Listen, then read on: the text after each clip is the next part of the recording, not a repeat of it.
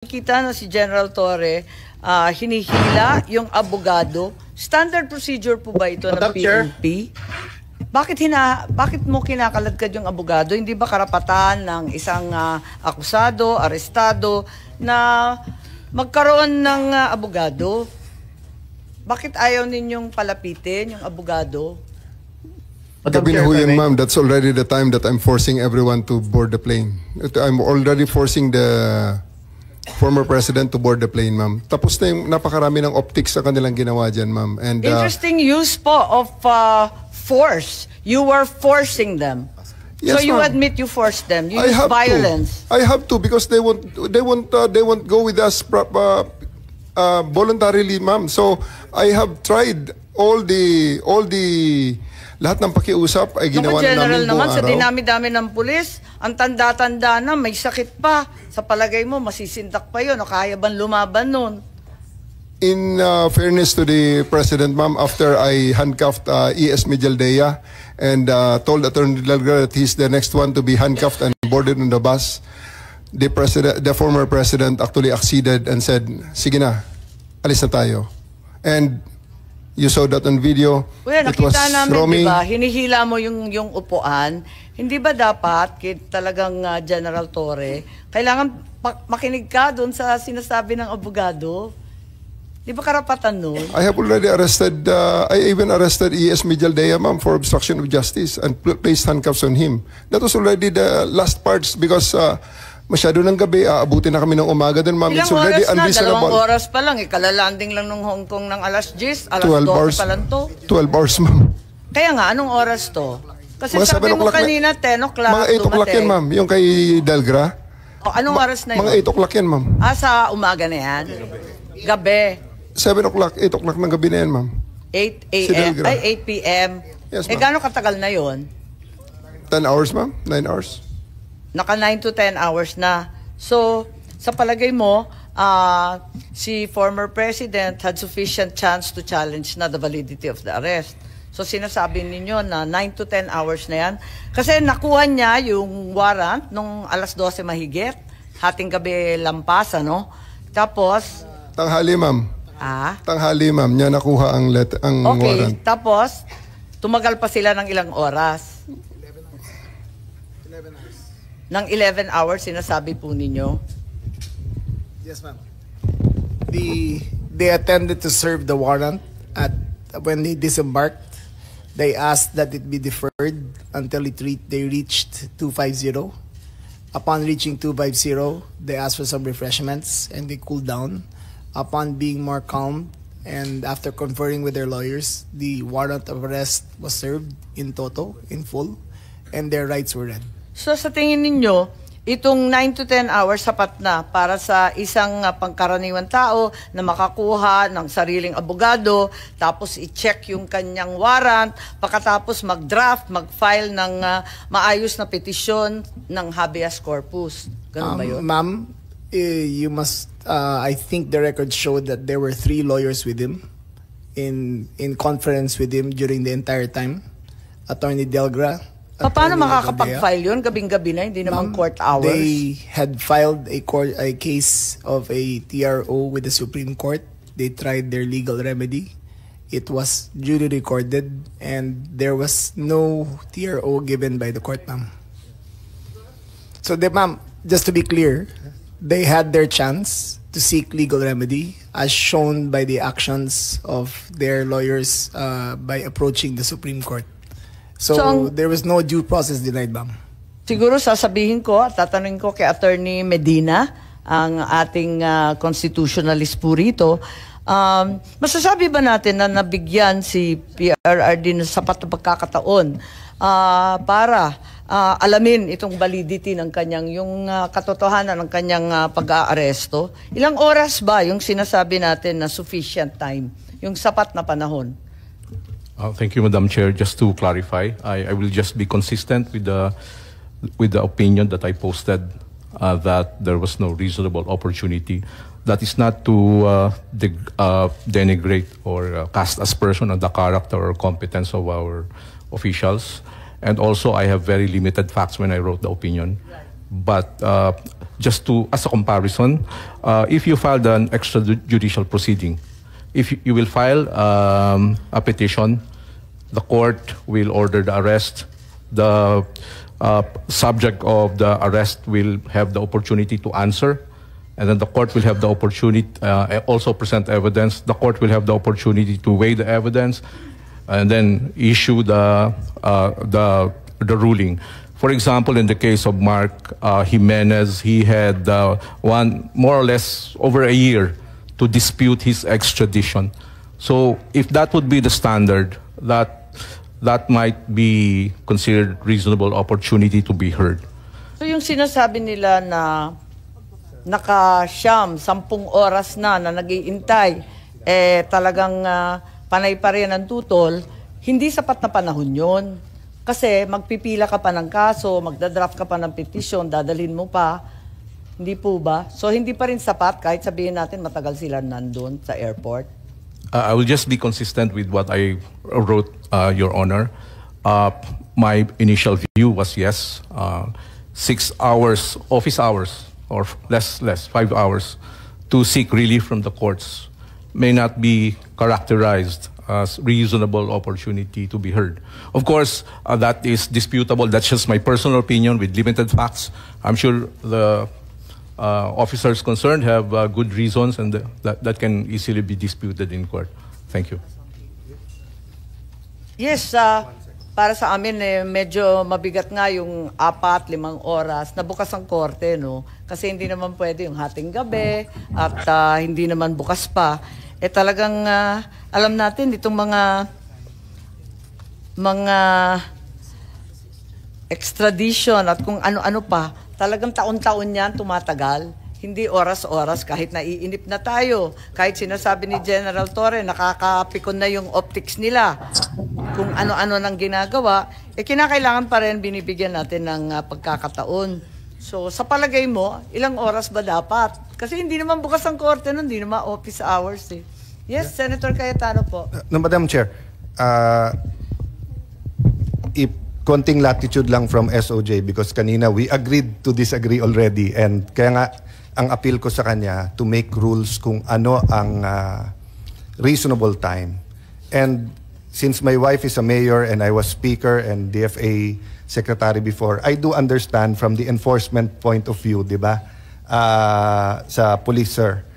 Siyempre, pag may huhulihin, mission-oriented kayo eh. Parang yung military, di ba?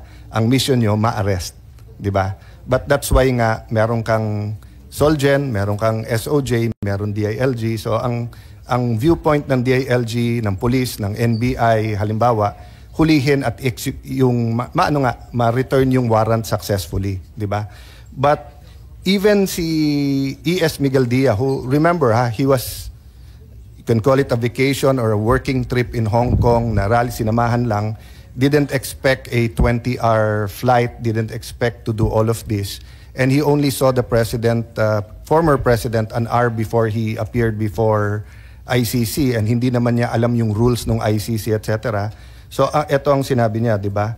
2 days ago, the world has witnessed the degrading fashion in which a former president of a sovereign country was bundled into a private aircraft and summarily deported to The Hague. To ask lawyers, this would be called an extrajudicial rendition.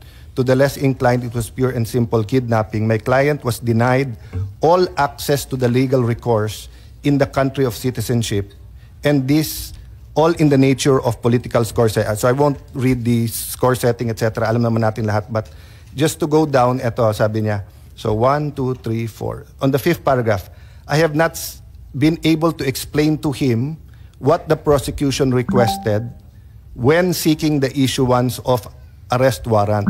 This is because the chamber only established a redacted version of the prosecution last night.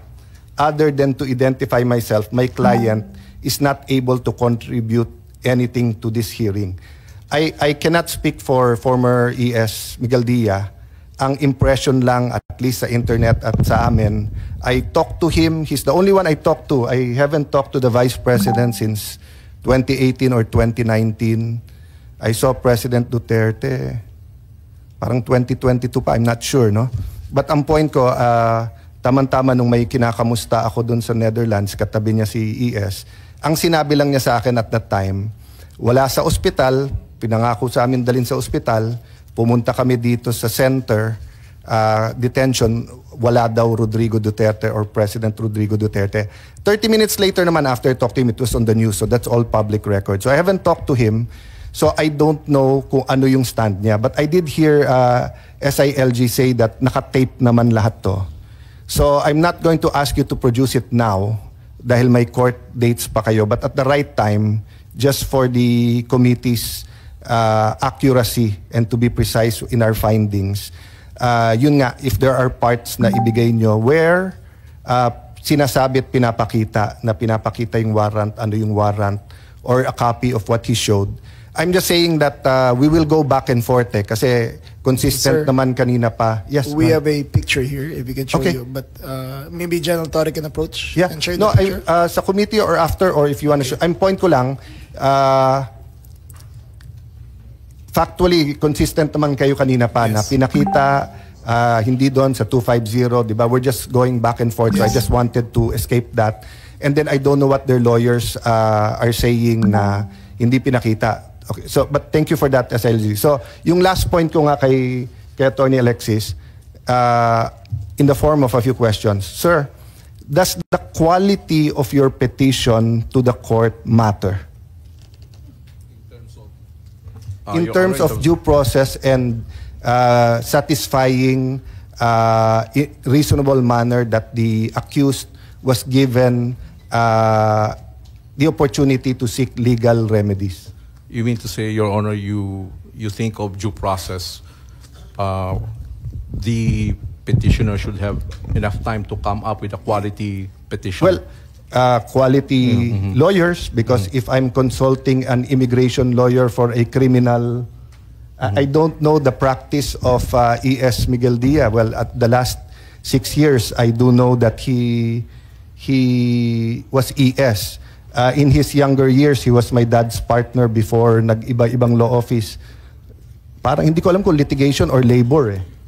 So ang point ko lang, di ba, the quality of the petition you file is also part of due process, meaning having enough time with your lawyer, being able to choose kung sinong lawyer, the combination of your lawyers, whether saying, sir, pang RTC to, sir, pang Supreme Court. I read marami sa internet na bakit hindi ununa yung writ of habeas corpus, application for the writ of habeas corpus versus the TRO. The explanation, sorry guys, talagang sa Facebook at sa news, but sa news, doon ko rin nabasa, so I'm not saying it's true. Maraming fake news in all sides, but I'm just telling you honestly where I got my news. At sinasabi nga na si attorney, how do you pronounce it? Torion? No, the one who filed sa TRO, yung Torion, di ba? Sinasabi kasi nga, si Attorney Torion somehow worked on it na nung may balita pa lang sa Hong Kong. Kaya yun yung final. I don't know if it's true or not, but my point is, I see from the enforcement side, binigyan nyo ng 10 hours, 12 hours, but from the accused side, enough time to pick my lawyers, to give the facts, to look at the warrant, to look, kasi ako lang, 2 days na ako nag-aaral sa hearing na to, hirap pa eh. So if, I'm not a practicing lawyer in the sense na nagli-litigate, di ba? But I don't think I'll be able to put a really good petition to the Supreme Court or to the RTC in 2 days. Di ba? So to say may 12 hours na. So my question was really, hindi ba part ng due process then yung reasonable opportunity to the best defense available to you? If I may, Senator, there are actually no clear constitutional or jurisprudential standards on the quality of legal service as an aspect of due process.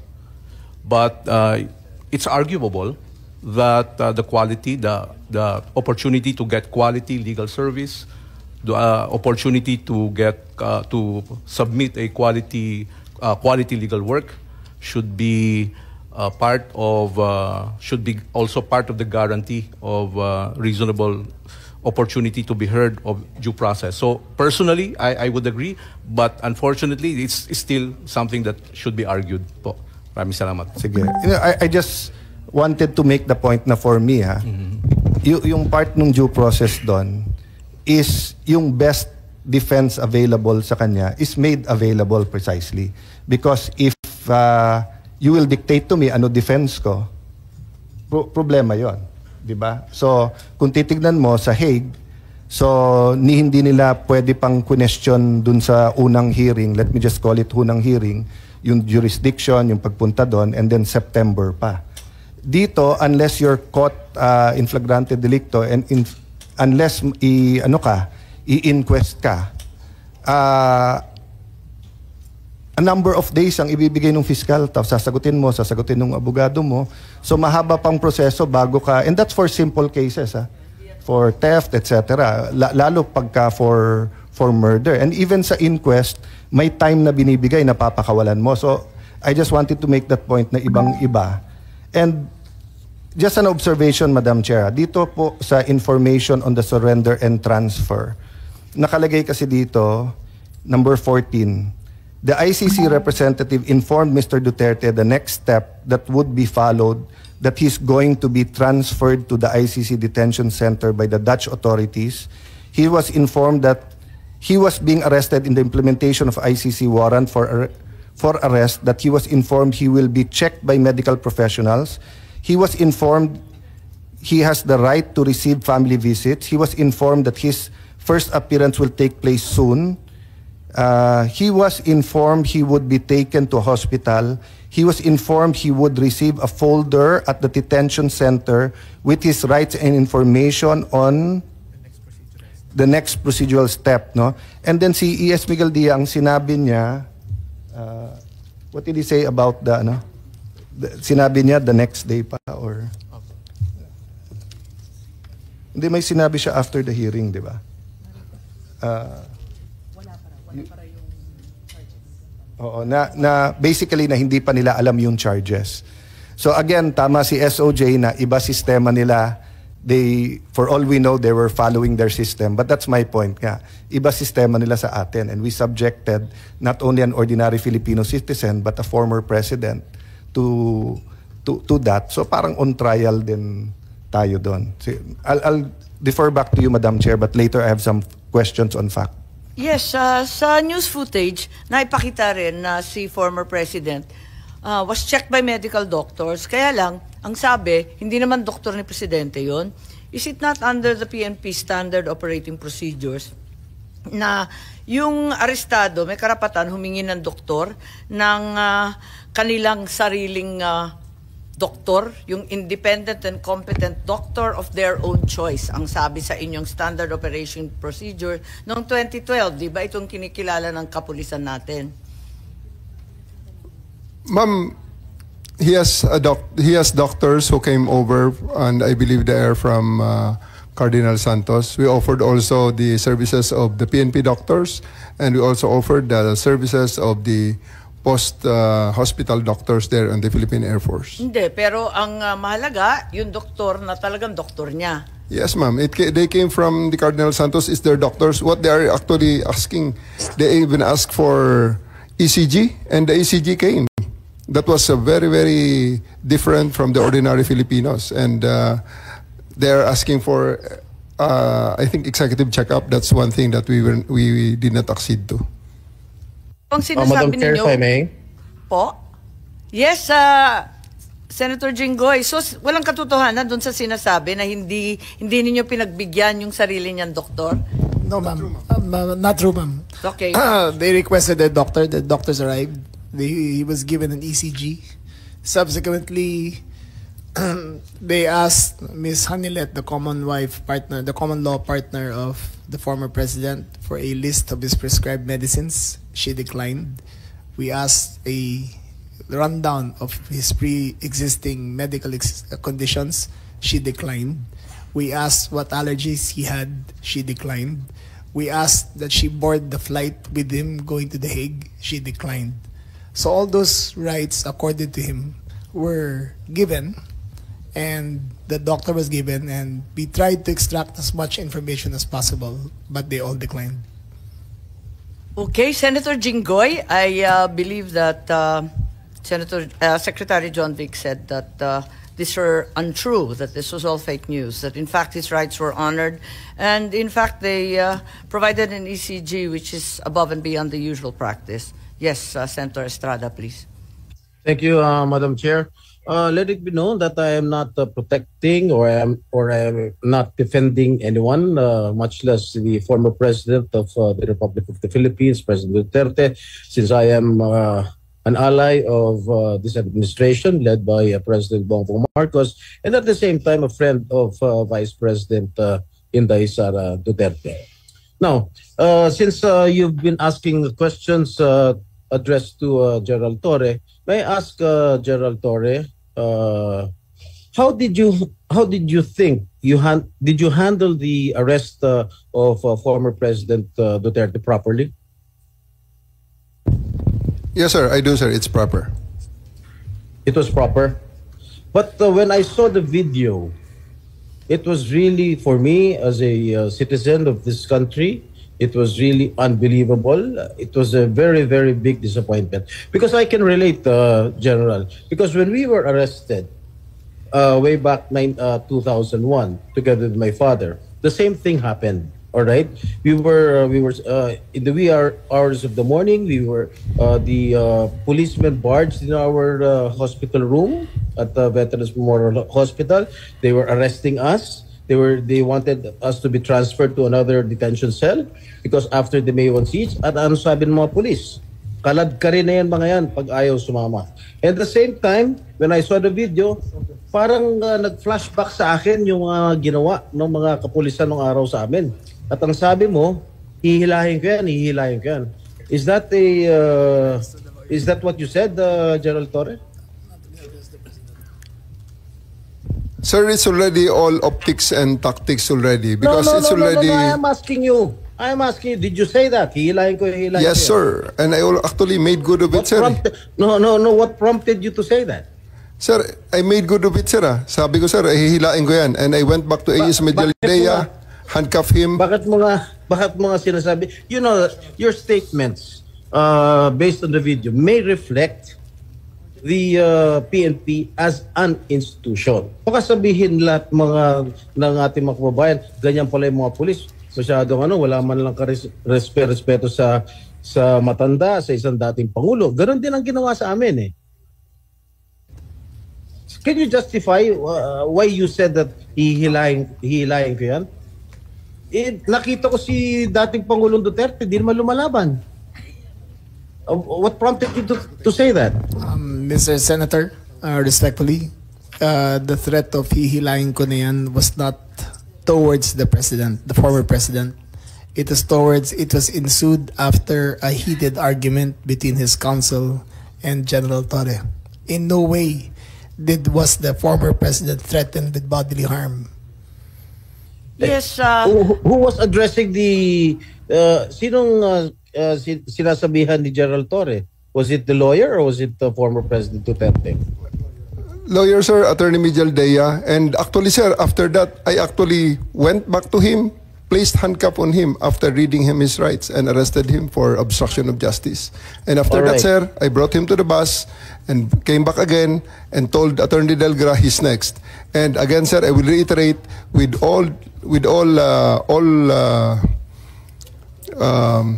credits goes to the former president because after he saw that I'm already very, very serious in bringing him into the plane, he said, okay, let's go. And I told Romy, the PSG, to just escort him and he went voluntarily to the bus that brought him to the plane.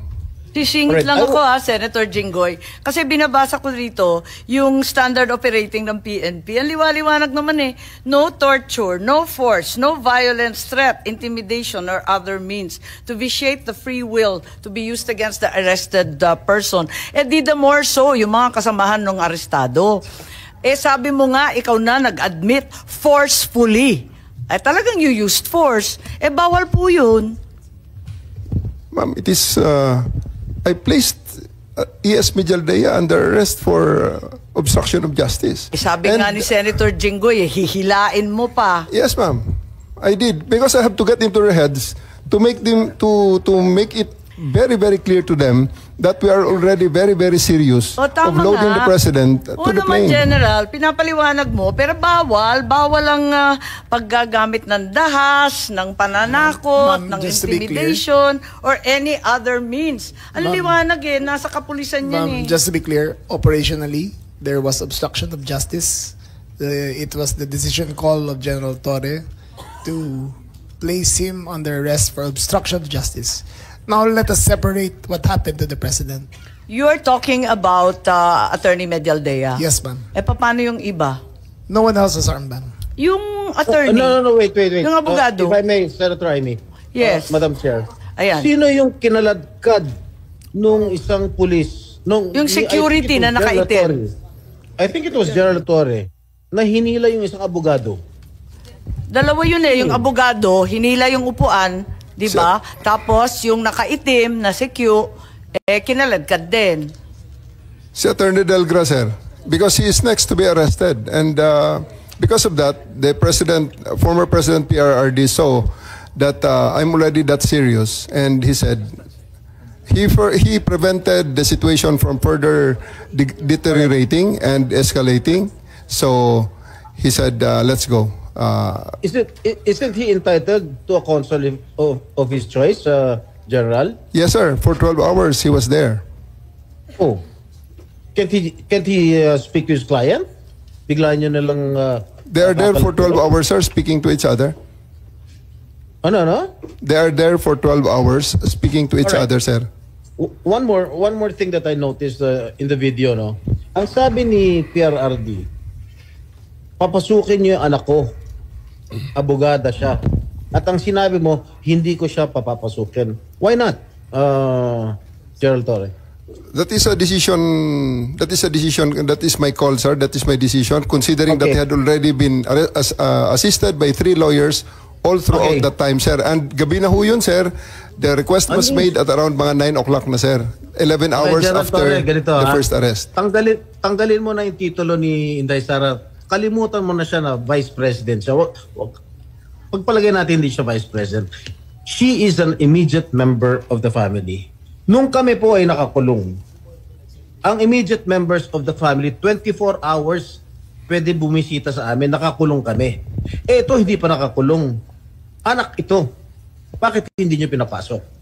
Maliban doon, is this not a violation of RA 7438 that requires that you guarantee access to an attorney in addition to the immediate family?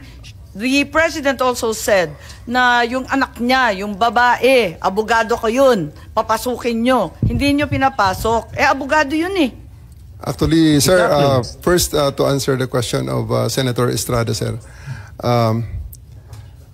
I have told the President that they can visit him at his detention facility because at this time the order of the day is to load him into a plane. So that's what we endeavored to do, and that's what happened, sir. Ano niya bibisitahin yung tatay niya sa Netherlands? Hindi naman dito tinray eh. Hindi naman dito kinasuhan eh. Sa ibang bansa eh. Oh. Bakit hindi nyo man lang binigyan ng kortesiya yung anak na isang abogada na magkukonsulta? Katulad nga na sinabi ko kanina, yung mga nakakulong nga, 24 hours pwede bumisita ang immediate members of the family. Bakit ito hindi pa nakakulong, hindi nyo pinapasok yung anak? Our mission at that time, sir, is to deliver him to the body Kahit who issued the warrant, sir. Nasa batas yan. Nasa batas yan, General. Immediate members of the family, lawyers, priests, etc., etc. I should know. Nanggaling ako dyan. Tapos ito, hindi naman nakakulong. Again, I am not defending President Duterte. I'm just explaining the rights of an accused. Because naging akusado rin ako. And I don't want that to happen to anybody else.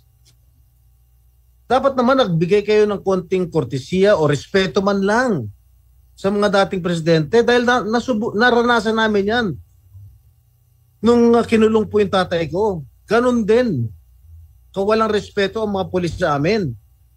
Porket nawala na ba kami sa kapangyarihan, ganun na lang?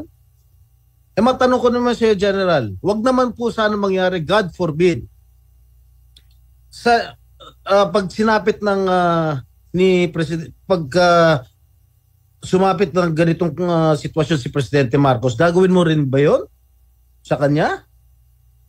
I hope not.